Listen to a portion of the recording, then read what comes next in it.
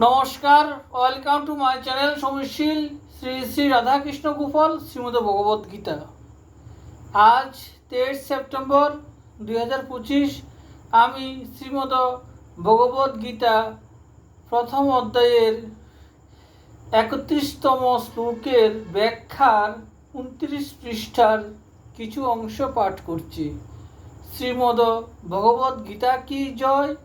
শ্রী শ্রী রাধাকৃষ্ণ গোপাল শ্রীমদ ভগবত গীতা কি জয়। রাধে কৃষ্ণ, রাধে কৃষ্ণ, রাধে কৃষ্ণ।